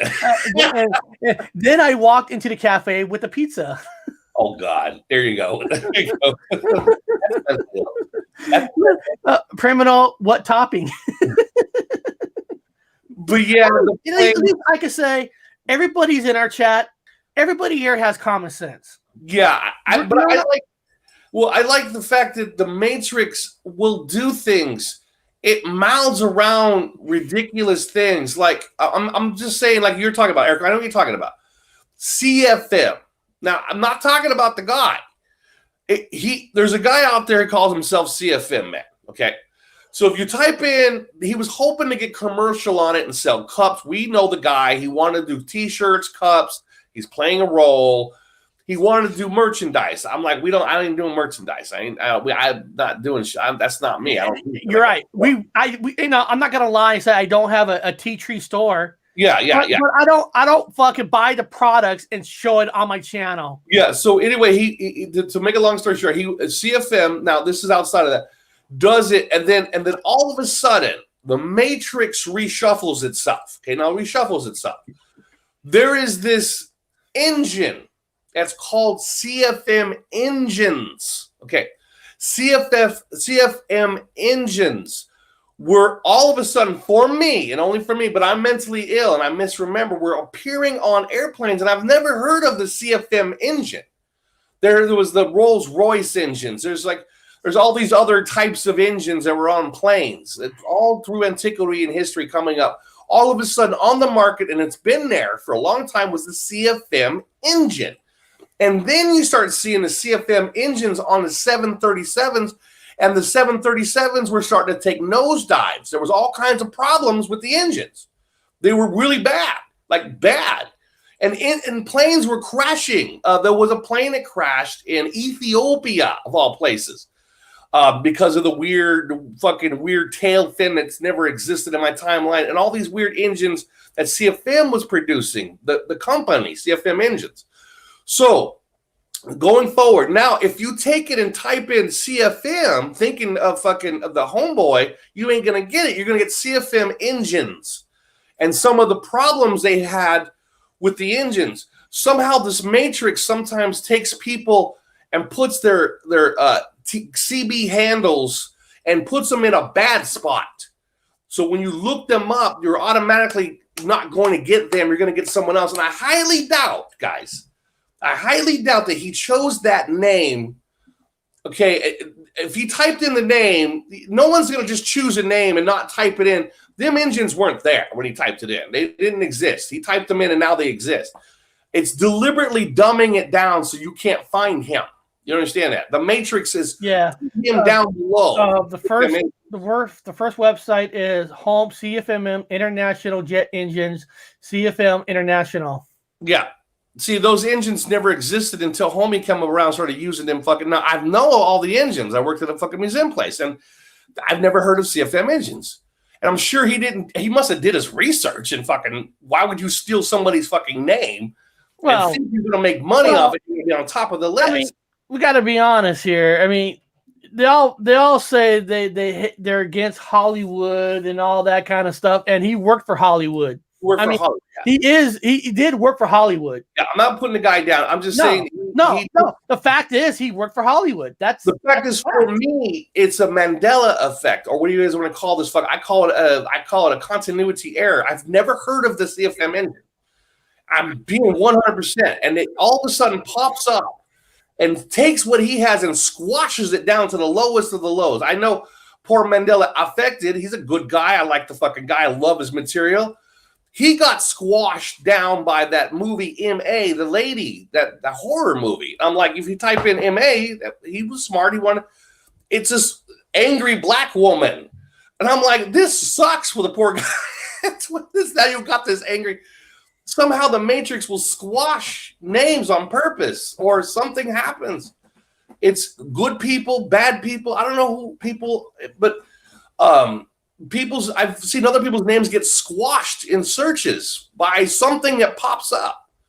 It pops up out of nowhere, and it'll just exist now. It never existed before. His name maneuver things in directions. His name deserves to just be vanished. I mean, the man comes around, talks about God and Bibles, and he's God don't like him because he put his name at the what bottom. people don't know is he makes fun of women's body parts. I mean, the guy is a joke. He makes fun of women's body parts. I don't care. God will take care of it on his own. So if God loves him so much, why the fuck did he allow him to have a name with a fucking bad engine? It's fucking killed people.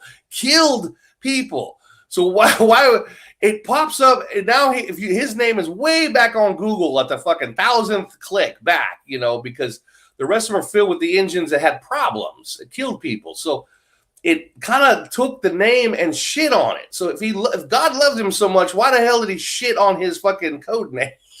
Well, I mean, well, yeah, you're right. I mean, the man stole his parents' money, so he's a fucking thief. But Karma. Karma is Nelson Mandela. So when asking for a pint of Stella, some will ask for a pint of Nelson. Now, I'm going to show you something. I'm going to show you a picture. I was talking to my buddy Na. Yeah. And he made a video on a certain picture, and he sees a change on a picture, and I wanted to bring this up to you because it's a symbol that we grew up on in a way. Yeah. We know this. I want to see if you think I never talked to you about this symbol yet. I told Na that I'm gonna bring it up on the air. It's a perfect day to do it on. So I'm gonna show this picture. You don't know what I'm showing you. Yeah. Now. Okay. So first of all, that picture. Oh, you can see the name right there. Okay. Social distortion. Yeah, distortion. I know it's going to be kind of hard, but is there anything on this picture that looks different by any chance to you? Because Na's seeing some difference too. So yeah. I'm curious, is it too hard of a one to try to? I'm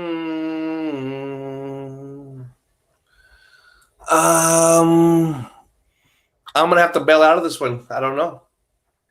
It wasn't like a big. I mean, I'm a fan of the music, but you bought the albums, so I didn't buy the posters, the albums, or any of the T-shirts or anything. The hat, maybe bigger. The rim is huge. When he used to have a fedora, I remember him wearing a fedora. He's famous for the fedora. You know what I'm talking about, the fedora? And that's like a hat. That's one guess. Again, it's a fucking guess, but the hat looks wrong to me 100%. And I know he smoked. I remember he smoked and he had to drink. Yeah. Now, this picture, they're using the red color. I'm trying to remember. I think I remember the picture being mostly white. Now, they have different pictures, but I know the original the picture now. Because when I went, Social D was a big ass band, and when I went and got a tattoo, I was debating on what kind of tattoo I want to get, and I was thinking about getting the skeleton, but instead of getting the skeleton, I was inspired by Social Distortion's "Ring of Fire" song by Johnny Cash, so I got the tattoo of Ring of Fire around the whole arm.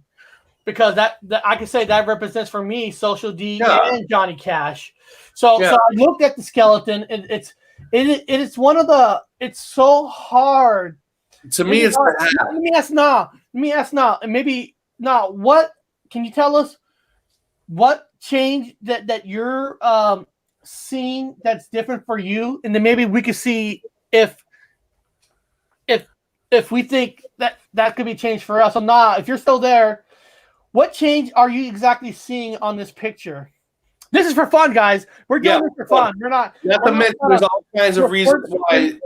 I'm not playing Brian Saley. I'm not trying to plant a memory in your head. I'm not a fucking liar. I'm not a baby truther. We're playing with this one right now. So now, can you tell us what you think for yourself? What would you think is a change on this? If he's still there. I'm on the hat, man. The hat looks different. The hat looks wrong. Whole lot of hats getting bigger brimmed. I'm serious on a lot of different shit. Bigger brimmed hats, different kind of hats. That Western style hat. And you know what, Mom? This might be funny. You might think it's funny. I never really thought of that skeleton being anything bad at all. Not bad, but yeah. We got my son a tour shirt for his size. Yeah. And I sent him to school, and we get a phone call from the school, and the school goes, he can't be wearing a shirt that has a cigarette and I'm like, oh shit, that's right. I didn't think about it. Oh, here we go. He wrote he had a top hat, was taller. Bob, you mentioned the hat. His hip bone was larger, no level inside the glass, no inside rib bone. Okay, very good. Yeah, it's the new rib cage. I was thinking about the new rib cage, but I don't want to say that because I can't tell you 100%. I looked at the hat, and the hat's like, that ain't right. It was a top hat. That's why. It was a smaller brim. Ness loves wearing that. He loves wearing that gangster hat. Well, yeah, there's also the fedora with the smaller brim that he wears on stage, and this one had the top hat. That's what he was talking about. That top hat with the smaller brim. So now he's got the cowboy hat. It's flat. You know what? Highlander's hat. I want to apologize to the people on D Live. I apologize for not naming you guys who just showed up. We have 2 new subscribers on D Live. Nice. Userman Aga and Senekeya 34. So people on D Live, I want to thank you very much. I'm sorry for not checking that screen out very often. Yeah. So I'm going to write, thank you for watching. So there has been a consistent in my notes with hats getting larger brim and taller. There's hat, or in this case, it got shorter. It's not the top hat. Now, here's a good one. Yeah. Permanent. I haven't seen many weird changes so far in 2021. However, I have. There's some major UFO sightings captured the week on the ISS space station. Now, Permanent, for one thing, Bob has mentioned, especially when he was in California, that he himself has seen an increase in the sky.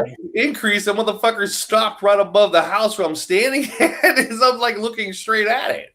Like, holy shit. Like, for me to see. I was with a witness. We're both going, do you see what I'm seeing, man? That is not a fucking Chinese lantern, dude. And I don't see no cable holding that fucking ball in the air. Spinning around. It was light orange, an orangish yellow with a black box on it, and it was spinning in a circle. The black box was spinning in a circle. Then it finally turned silver once it moved in a different direction, and then it just zapped away. I was fucking amazed. I was the first one I saw. Then I saw 2 more after that. I saw a white tube during the show, Eric. Remember, during the show, I saw that. Yeah, it was pretty cool. A lot of UFOs, guys. Like 7 days in a row, ISIS, UFOs, and huge.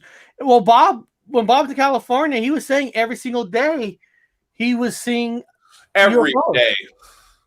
Every fucking day. It was amazing. I'm like, I had witnesses with me going, wow, guys, let's first take the tool bag out and debunk first. Let's find out if there's a balloon in the area. Let's find out if they're doing any testing in the area. What's the winds feel like? Why is this thing blowing? Yes, very, very, a lot of UFOs, man. A lot of them. And that's what's supposed to happen. If you're seeing it, you're supposed to see it. That's what's going on. Wouldn't it be hard to even try to look up information? And what I mean is whatever they could try to cover up, they're going to try to cover up. So even if you find something in a paper, it could be made up on purpose just to cover the fact. Well, you're seeing it because you're supposed to see it. Now, there's 2 ways this is going down. Either it's being artificially manufactured, which is highly plausible, or in the case that I keep talking about, which is lower on the scale of plausibility, but this is what I say. We're living in a comic book movie.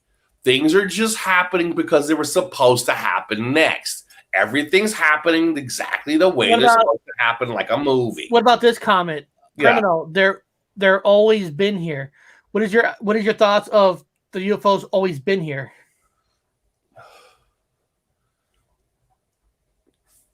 Well, I know he believes they've always been here, probably. I mean, I know I do.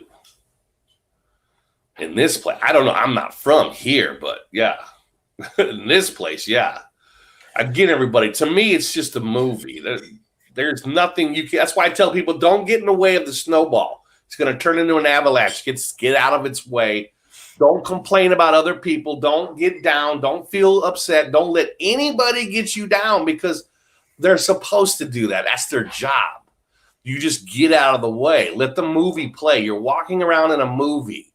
It's playing itself out every time, every day. It's just playing itself. It's a new part. The next thing is happening, and then the next thing is going to happen. It's just a movie. And then you're like, oh, now they've got somebody just leaked documents. Oh, really? Okay. And then the next day, somebody else leaks documents. And then this person's connected to this person. Okay. The satellite footage was erased, but a man in the South videotaped all the sightings on his big screen TV. Smart. Somebody must have recorded it. If there's an ISS station up there. Now, remember, I'm not saying that there's not. I can see something staying within the sphere, whatever sphere you want to call it, whatever camp you come from, hovering itself suspended there, because there's a point where there's no gravity. Yeah, it could stay in there, but it's not in outer space. Understand? There's not in outer space. It's just in an area where there's lack of gravity. But I'm sure they can see a lot of things up there. I don't know what is up there because everything's a lie. So everyone take it with a grain of salt. Now, again, you're supposed to see the UFOs. They're going to be coming more and more full force. They're going to be coming more and more full force. And there's other things that are going to happen after that. And then after that, this movie is not done yet. So enjoy it. He's telling us to look up Rafael Navarro Ferrin. Okay. It must be somebody who recorded it got it from the feed from the ISS station. Now, I worked in a museum. We made artificial things, and we had a fake ISS station 2 that you could go into, and we had what looked like windows of the Earth that you could see at a distance. They were actually TV screens, and it looked real. Understand that? I was like, I feel like I'm really the ISS station, but it was artificial. You could make it easy. So I'll copy and paste this Facebook page of this guy. That's the chat. Tic-tac. So people can take a look. Exactly. Laugh and funkery, everything else. This place is a goofy magical. Yeah, the 50s you had a flying disc. And then the 70s, you started moving into more dick-shaped things. And then in the 90s, now we've got tacks. And then we've got, what's going to be next, man? A fucking screw? A flying screw? I mean, whatever they want it to look like, it's going to look like, no matter what this fucking movie designs are. I don't... Damn, this is change all the time, different shapes. So this... Raphael, of course, he's from another country. Yeah. Looking at their pictures, holy cow! God damn! Wow! I know. I'm like, man. Now everybody's gonna be coming to this change after I saw that one picture. Like, yeah, interesting. It looks like he's got a lot of UFO kind of stuff. Good site. Yeah, you could post that site in there. But yeah. Yeah, I put in the chat for people. Yeah. So you can look at. He's probably what he's talking about. He's probably got some footage on there that you guys can see that he captured before they took it off. You have to see it. Scroll down. Okay, hold on. He said I have to slow down. So when I scroll down, you guys got to tell me when to stop. So that one? No, not that one. Congratulations to all the parents. Okay. We saw the other day. Like I said, Bob, look at the chat. Let me know when he says stop. Okay. I don't know which one he wants me to look at. They have arrived. There's this one. They have arrived again. They have arrived. Well, there's an ISS. Click on that. So click on this one. Yeah, that's the ISS. That's exactly how we did it when at the Museum of Flight. We had a fake one. And we had a movie. We actually had a screen in the window. It was like a screen of the Earth. It looks like that. So that's why I'm like, yeah. There's a dot. Not that one. Oh, not that one. Well, the problem is there's a delay on the computer, so you know. Maybe that one.